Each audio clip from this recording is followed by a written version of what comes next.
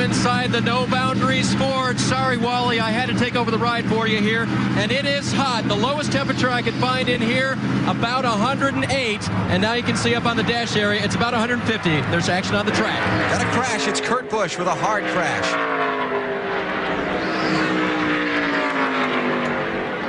That's too bad. He was flying. He was running very, very well. Looks like he might have tested that safer barrier one more time. He was in 17th place at the time of the accident, after starting the race back in 38th. Boy, he has pounded the wall with the left side of that Ford. And great news there. Oh, he's mad at somebody. Yes, he is. He's angry at somebody. Think he's got his weapon? Oh, no, it's his hat. He's going down and just tell somebody when they go by that he's angry. All right. Survey says. Who's he racing with there? We're here, and it's a red car. Jimmy Spencer? Yeah. That would be, what, the third or fourth time this year that they've tangled? Remember Bristol. You see, there goes Spencer. Off turn 4. We talk about Bristol. There's Kurt Busch. He was the winner at Bristol. But let's go back this spring. In April, Spencer makes a little contact with Kurt Busch, gets on the inside, takes the lead, just a few laps to go. Kurt Busch goes down to turn 1. Says, okay, Jimmy, out of the way you go, I go by and win the Bristol race. Spencer almost wins. And they've made contact a couple of more times since then on the racetrack, too. Because it was at Phoenix. Didn't that? Last year. The start of it last year at Phoenix. All right, here's what happened today in Indy. At the very top of the screen, Kurt Busch is on the inside of Jimmy Spencer. Down that long straightaway, Kurt moves over to get some air between the two cars. Get to turn 3. He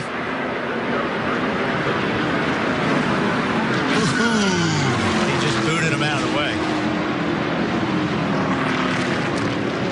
Wow, that's not good. No. I mean, here you got a guy coming, okay, he passed him clean, and you can see the car was slowing up in front of him.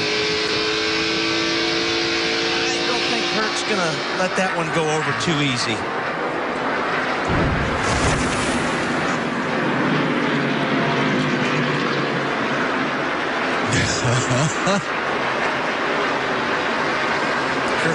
Kurt continuing to express his displeasure at Jimmy Spencer.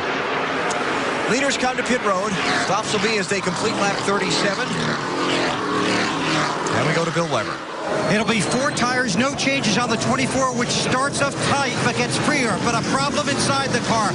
Gordon's oil pressure gauge is broken. It is pegged to the max. They told him don't worry about it. It's not the gauge.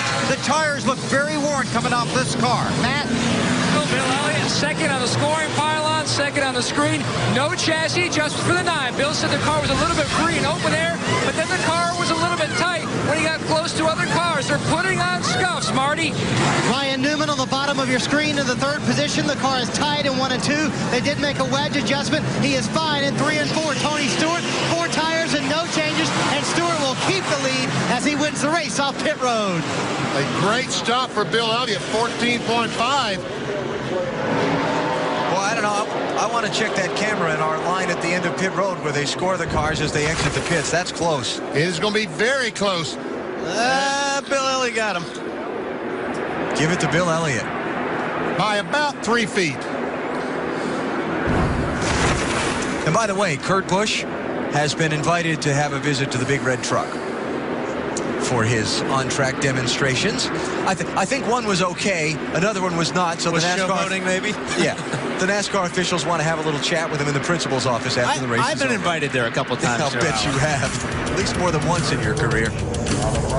Bill Elliott has taken over the lead on pit stops here at Indy.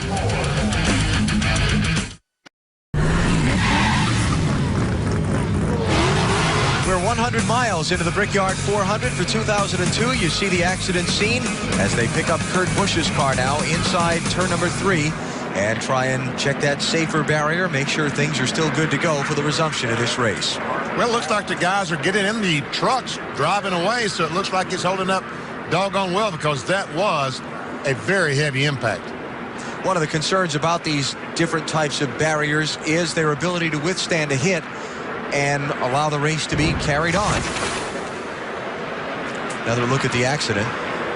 That's Kurt Busch in the Rubbermaid car. Gets a bump from behind by Jimmy Spencer. And bam, and that's the worst kind of wreck for a race car driver, that left side crash. And we saw Kurt Busch quickly jump out of his car. And he was okay. A spring goes bouncing across the racetrack.